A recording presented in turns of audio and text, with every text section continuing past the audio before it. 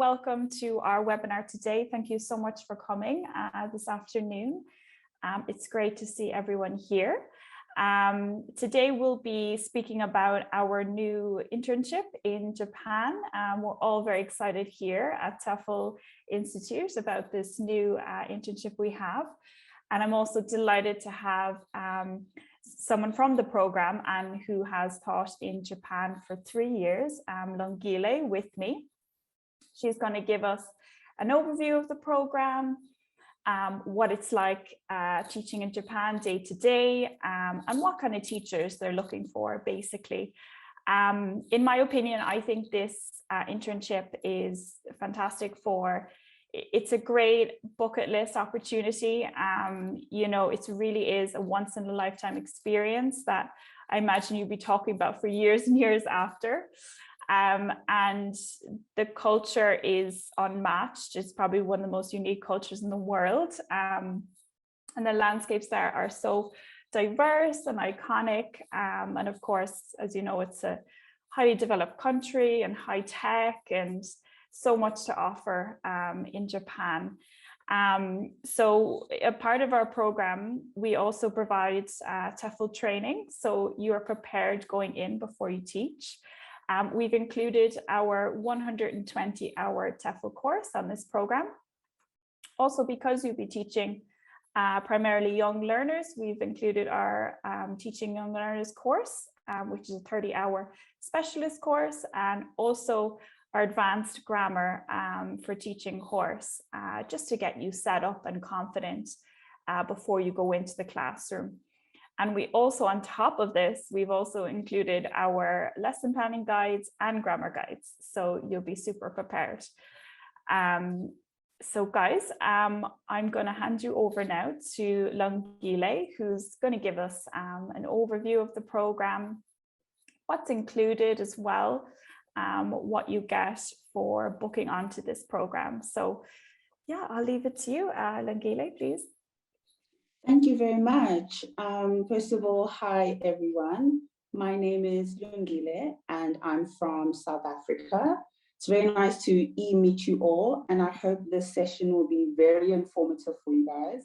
I'm super excited because, as mentioned before, I have taught in Japan previously, as early or as late as last year, actually. And basically, I'm part of the team that will be managing your applications, help you get to Japan, and then support you in your in-country as well. So with that said, I guess the main question here is, why Japan? Why does everyone want to teach in Japan? And I feel like that's kind of obvious. It's that magnificent balance between the traditional and the modern. You have your mountains, your culture, and then you also have high tech and your bullet trains. It's just absolutely fascinating. And believe me when I say every day you'll learn something wonderful. You also get to earn a good salary in a very respected position. And I say this because in Japan, teachers are really put on a pedestal and you get so much respect, right? And as well as we will be supporting you for the whole process, before, during, and after placement. So you'll never be alone, essentially. Okay, so with that said, I'm just gonna hop right into the program requirements. So of course, the candidates must have a degree. It doesn't really matter what your major is, as long as it's a degree. The second requirement is quite an important one that a lot of people might not think about. It's that you have to be open to placement all over Japan. And we say this because a lot of people look at the program and they're like, oh my gosh, I want to be based in Tokyo. I want to be based in Osaka. Sure. And these are major cities and everyone is gunning for these cities. But the schools are placed everywhere. So we really appreciate that teachers are open to be placed all over the show. You must also be able to obtain a clean background check. And by the way, none of your documents for Japan need to be legalized or anything like that. So that's an additional step you don't have to worry about. But a clean background check is very important. You also need to be a native English speaker. If you're not a native English speaker, then as long as you have 12 years of schooling in English, that is also okay. Okay. Fantastic. Another important one, I'm sure a lot of you do know that a lot of Asian countries can be a bit tricky with regards to tattoos. Japan would definitely be number one on that list. Tattoos are very taboo. And this is not to say we don't hire teachers with tattoos, because we do, but we just need them to understand that they have to be covered up, and especially in the school. And then if you're out and about in your community where the school is nearby, maybe you'd have to cover up as well, just to avoid bumping into teachers and parents who might start thinking, oh my God, we're hiring such and such kind of people. So just to avoid something like that. Mm-hmm. And then for our public school placements, they do require at the moment for people to have their driver's license. And I'll get into that a little bit later. And that's about it for the program requirements. The next thing I just want to chat about is the different schools that are in Japan. So like most countries, there's private and public schools. However, in Japan, it's not in the sense that the private schools are, how can I say, like special, expensive schools. It's just to differentiate between working in a government institution and just a private company. So I'll start with the public positions. For the public positions, the position is known as an ALT, and that stands for an assistant language teacher. And here, these are your government schools. So you work your normal Monday to Friday, 8 to 5 hours. And basically here you get your normal national holidays off, as well as the school holidays and 10 additional leave days. And obviously, like I said in the beginning, you do need to have a driver's license plus an international driver's permit. And of course, that only lasts for 1 year. So you would have to, after your year is complete, you have to get a Japanese driver's license, which is a whole other process. Mm-hmm. Okay. So the main points to remember about the public schools is that you're an assistant language teacher. So you're not leading the class, and you have your normal working hours, Monday to Friday, 8 to 5. Now, because the role of an ALT is kind of like a cultural ambassador, there are little bits and pieces you might be required to do outside of teaching. So for example, English camps, or they might ask you to do a presentation about Thanksgiving, for example, if you're American, just to kind of explain to the learners where you come from. So it's not just a position where you're just teaching, but you're also showing them your culture. And trust me, they get very excited to learn about where everyone is from. Okay, so that's the public schools. I'm gonna hop over to the private schools. So the private schools are also called eikaiwas, which is just the Japanese word for private language center. And here, usually you'll deal with young learners. Some schools you might have adults as well. And the main difference here is that you are the lead teacher. So there's a lot more responsibility on you. And the hours are also very different. So here you're looking at afternoon and evening classes. And like I said, you lead the classes, but if your classes have like very young students, they can be a Japanese assistant just to help you with classroom management. So there's no need to stress too much about that. Another important thing to note about the private schools is that usually you don't get weekends off. So you do get 2 days off, but they'll be during the week, and the weekends are the most busiest. So that's why most teachers don't get weekends off. And that's about it for the private schools. I think what's important to note is that, as you may or may not have noticed, the public school has slightly less responsibility than the private. So for newer teachers or people who are a little bit nervous and not quite sure, public is definitely a good stepping stone. Yeah, it's a good start for you. If you're a well-established teacher and you feel like you want control of your class, then private would be the way to go. At the moment, we really are pushing for the public applications because there's so many positions available. But yeah, that's the summary. Longile, in terms of the intake for next year for public schools, when would that be? So for public schools, the intake is for spring, so that's April 2023. What would usually happen is that the teachers would come in March and then do like 1 week orientation or training with the schools and then hit the ground running in April. Fantastic. Great. And it's great even just have that orientation in place when you arrive as well. And I believe you have a cultural course as well included on the program before you go. Yes, that's right. So we do have like an orientation weekend, and that's usually offered in a city called Nagoya, which is like right in the middle of Japan. And we run those twice a year, and it's a very good chance to meet other teachers and learn about Japan. There are certain activities that will be arranged for that orientation. They, of course, depend on like the season and what's available at the time. But some examples could be like a welcome dinner with traditional Japanese foods, such as yakitori, which is like chicken on a skewer. Oh, very nice. And yeah, it's so good. And you could also visit Inuyama Castle, which is a very famous castle in Nagoya, and some traditional markets as well. So it's a very interesting weekend. And we also do offer a 40-hour or 1 week online cultural course. So basically for like your Japanese culture and history kind of a course, and with the little basics on language. So that's just to kind of get you started.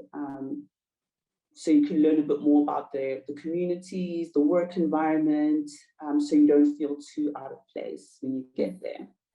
And even, do you think it would be necessary to learn a bit of Japanese before you go over? I highly recommend that because I'll use myself as an example. When I first realized I was going to be teaching in Japan, I was over the moon, and the only thing I did was just learn what's equivalent to the alphabet. And I was like, oh, that's fine. I can read what sushi is. I can read what this is. And then I got there and I was like, oh, okay. So you can get around if you don't know the language, but it would be difficult to make friends and to just get to know the locals. So I'd highly recommend at least maybe even learning a couple of phrases before you leave. Exactly, yeah, just to survive, I guess. Yeah. Just to survive, yeah. Lovely. And just to let you know there, guys, as well, if you have any questions at all, you can pop them in the chat box and we're going to answer them at the end. Just a question as well about accommodation, Longile, I guess maybe from your own personal experience and also on the program. I believe you get some assistance with this as well.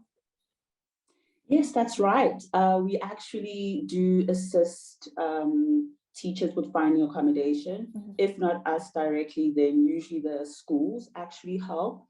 And what happens is there's usually a lot of costs involved up front. And you also need what's called a guarantor, which is someone who will basically sign kind of on your behalf to make sure you don't just run away. Sure. So we definitely do help with that. Of course, you would have to pay your rent, utilities, etc.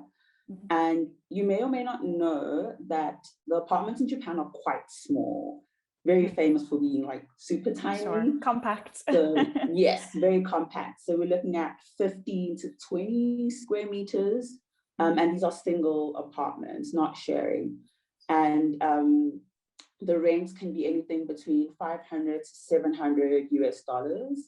That really just depends on where you're placed. So if you're right in the city, you can expect obviously a higher amount. And if you're a little bit more on the outskirts, then definitely a little cheaper and maybe even slightly bigger apartments. I think, though, such a huge pro of this program is getting that accommodation assistance or in-country support, because I can imagine going over yourself would be very tricky. Yeah, so I imagine that's a big pro of the program for sure. Yes, just a question as well. In general, maybe from your own personal experience of teaching, or for those interns now over in Japan, what would a typical day look like teaching in Japan? Right, so fortunately, I taught in both private and public, so I'll kind of split up my days and give you an example of what a day looked like. So when I worked for the public school, I get to school at around 8 a.m. in the morning, kind of check my schedule. So you'd have a schedule for the whole semester, so you'd know every week exactly which classes you're teaching. I'd go over my schedule. Usually there's a morning meeting with the school principal. And after that, usually the first 2 periods I'd have free. So I'd use that just to plan lessons, or if a teacher wanted me to mark any assignments, and then obviously teach. And then for lunch break, what used to happen before COVID is that they would ask the teachers to take turns with kind of like having their lunch in the classrooms with the students, just as a good moment to bond with the students. But because of COVID, now we would just like eat in the staff room with the teachers, I guess. And then when you're done eating, you could hop out and mingle with the students, maybe play with them on the field if you like. It's completely up to you. And then more lessons after that, and then go straight home. So it was quite a standard day. Occasionally there might be a special event. For example, if there's a sports day, they might ask you to participate in that. Some schools also have like a teacher's sports day, which is quite fun. So that's standard for the public schools. And then for the private schools, I would get my first lessons would be at around 1 p.m. in the afternoon. And all the lessons were they were 40 minutes long. And I had a lot of adults and very few children. So that was quite interesting. My classes for those were I never had more than 8 students in a class. Whereas with the public schools, it was a full classroom. And the thing is, with the private centers, you're not only teaching, but they do expect you to sometimes help around in the office. So not necessarily with admin and dealing with people who walk in, because obviously we don't speak Japanese, but just keeping the books in check. When people walk in, always greet with a smile. But that's as far as you can go, obviously, is greeting. And yeah, that's about it, I think. And just a question I thought of, in terms of commuting, transport to and from school. I know you said you need a car for public, and then private, I guess you'd be taking the train, I imagine. Yeah, so for private, you could take the train, the bus, if you feel really like an explorer. You can take the bus. Sometimes your school could be walking distance. I just want to add to that point about driving for the public schools, is that currently the school that we work with, they will give you a car. So obviously you pay, it's like a rental car, but they give that to you so you can use it to travel to and from the different schools. The car, they do kind of help offset some of the costs involved. So it's not like 100% your responsibility. And of course, you can use the car for anything. So it's not just use the car to go to school, but if you want a road trip across Japan, you could do that as well. Excellent. But yeah. Very cool. Very cool. Lovely. So I'm just going to take some questions, guys, that you've left in the chat box. So you can still pop in some questions if you have them, or you can shout them out as well if you wish. So the first question there, the requirements of a passport. So I guess which countries would be accepted, Longile? So your native speaking country, so America, UK, South Africa, Australia, New Zealand. Yeah. And then if you're not from a native speaking country, you had to have done 12 years of your schooling in English, and they would ask for proof of that. So you would then go to your school, which sounds a bit crazy, but you'd have to go back to your school and ask for that note as proof. Okay, perfect. And of course, Ireland as well is included in that. Oh, one. yes, yes, sorry. The most important. Perfect, thanks, Lungile. So the next question there, can you put in a preference for somewhere other than Tokyo, the big cities, I guess, as someone who is not particularly well with the heat? Okay, and would prefer to be up north. Good question. Oh, so that's a very good question. Yeah, you can put in a preference and we can keep it in mind, but we can never be sure of where you'll be placed, unfortunately. Absolutely. And I think, like you said, you could always take a bit of a road trip, at the weekend, if you have some free time to go up to the north where it's a bit cooler as well. Anything else there? Oh, a great question. What's your favorite thing about Japan? Oh, I love this question. It's gonna be hard to pick one, I imagine. Oh, it's a hard one. Definitely number one would be the food. Interestingly enough, when a lot of people move to Japan, apparently they lose weight. And I say apparently because that didn't happen with me. But the food generally is healthier. Even their fast food is insanely healthy. Like even their McDonald's is just, I don't know, it gives off a healthy vibe. So definitely the food. And second would be everyone's willingness to help. I think it was just, I was never ever in a situation where I felt like I can't do this, I'm by myself, no one can help me. People will help you, even if it's all in Japanese, but they'll find a way to make you understand. And it's absolutely wonderful to see. Amazing. I think that's crucial, especially if you're, solo traveling or anything like that. It's great that you're surrounded with really friendly locals as well. Even, I imagine being a teacher, like you said, well respected, and you're in this community, you're never really alone. Lovely. And did you have much time, free time to sightsee? Is travel around the country affordable? I definitely had enough time to go around and sightsee, whether it was in my city or maybe hop over to the bigger cities. Is it affordable? That depends on the things that you like to do and how you like to travel. So for example, if you're a real budget traveler and you don't mind taking the overnight bus, for example, you could do that. That's definitely a cheaper option. On the more expensive side, if you like to go on the Shinkansen, which is the bullet train, that would be super expensive. And if you like being in the middle, you could take the slower trains, which would take a longer time, but you get there and they're not as expensive. I think it just depends on your spending habits and how comfortable you like to be, but it was definitely doable for me. Great. Another question there as well. If someone wants to go with a friend or a partner, I guess, could accommodation be arranged or even in the same city? Generally, with accommodation, it's almost always for single people. So it's not like a 2-bedroom apartment or anything like that. That's what the schools usually arrange. It is very difficult to place couples or friends who are going together. And that's because, especially with the public school company that we work with, they have locations all over Japan, from the north in Hokkaido all the way down to Okinawa. And like I'd mentioned before, it really just does depend on what placements are available. Like we can try, but it's very difficult to do. Sure, absolutely.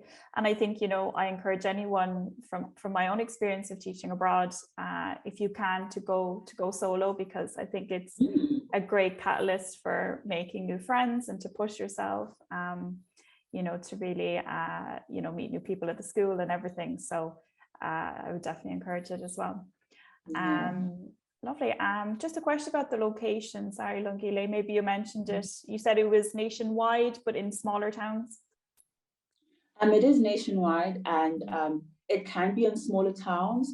But what happens in Japan is that the Japanese people, they tend to call certain areas rural or countryside. And our idea of countryside and their idea is like it differs slightly. So usually what happens in Japan is once a place has a small population, they just label it as countryside. Okay. But it could have everything you need. You'd have your trains, your shopping centers, all of that. With the placements, it can be any of those. It could be in a big city, it could be in the countryside, but we would never put our candidates in like the middle of nowhere, basically. You might get a school that's in the middle of nowhere, but then if you have a car, and this is more for the public schools, if you have a car, then it's just to drive to that school and come back to where you live. Of course. Another question there about the driving license. Is it for both public and private? So I think we had said that it's just the public schools that you need a driving license for, private not necessary. But again, we're going to try and push for public schools for the next intake. Any advice to someone teaching in Japan? Give someone, is it a big culture shock? That depends on where you're coming from, I think. For me, obviously, I come from South Africa, and the culture is very different from South Africa, but like culturally speaking, I'm also from the Zulu tribe. So we share a lot of similarities in terms of being super respectful and understanding that if someone is your boss, you respect them as you would a parent. So if you're not coming from a culture like that, it could be a big shock for you.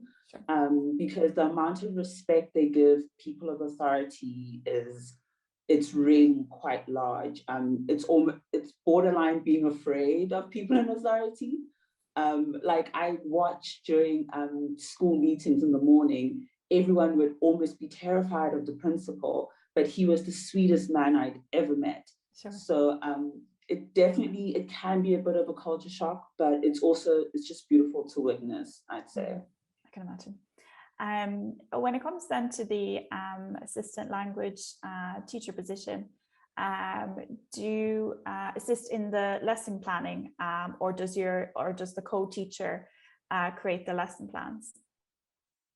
So the lead teacher, who would be Japanese, they create the lesson plan. So what would usually happen is before the class, depending on the teacher, like some teachers might approach you just before the class, others might tell you a few days before that, listen, this is the lesson we're doing, please introduce this grammar point and that's all I need from you. So that might happen, or it could be maybe around Christmas time and they'll say, please use the entire lesson to talk about Christmas, create a fun game, make it interactive. So it really does depend on the teacher and the relationship you build with that teacher.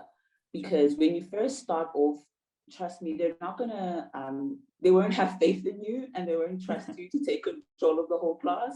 And then the more you kind of offer help here and there and you build that trust, then you get more responsibilities. But with regards to the actual lesson planning, that's up to the lead teacher. So you might be acting as more of an English consultant in terms of the culture, maybe if you had any questions or on grammar and things like that. Yeah, English consultant, as well as with pronunciation. So they might ask you to read things a lot. And yeah. Okay, perfect. And you said about tattoos before, but ear piercings, are they a problem? Yes, for men, they prefer that you don't have any visible piercings. For women, the normal ear piercings are fine. If you have a nose ring in any of that, that will be a problem. Okay, so facial really is the biggest thing. Okay, lovely. And just a question there as well. Okay, yeah, I think maybe it's referring to kind of budget, I guess. the rent and food prices in general. Did you have a lot of saving potential as well when you were over there? I guess I didn't touch a bit on that.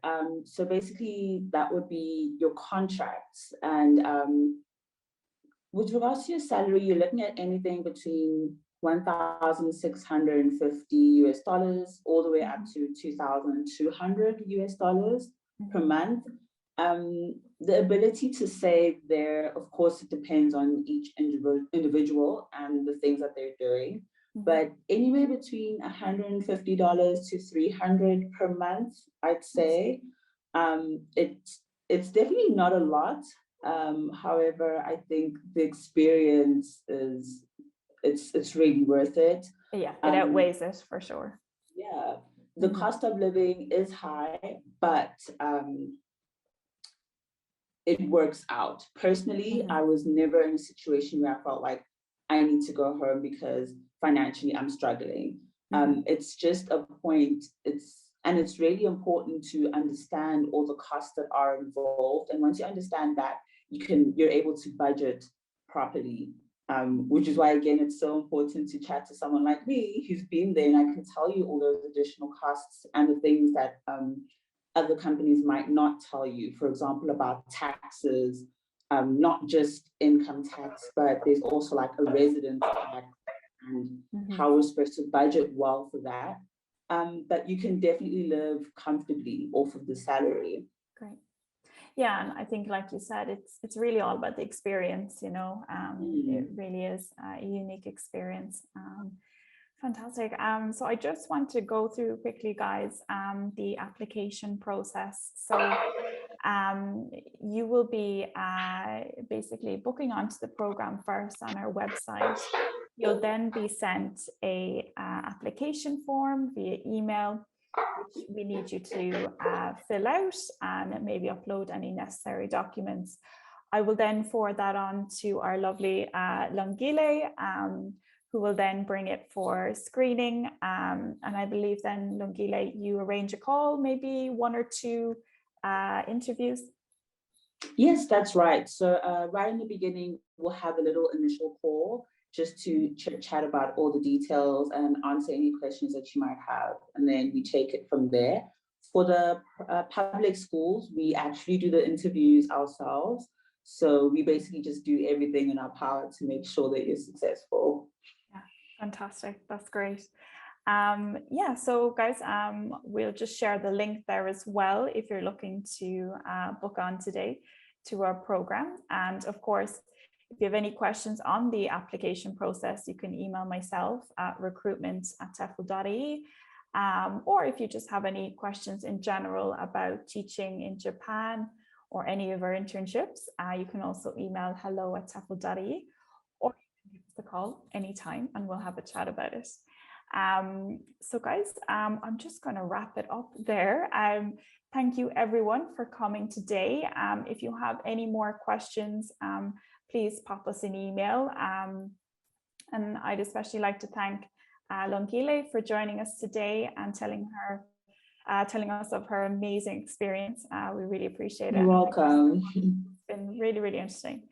Yeah, so I'm going to wrap it up there, guys. Thank you very much and happy Friday.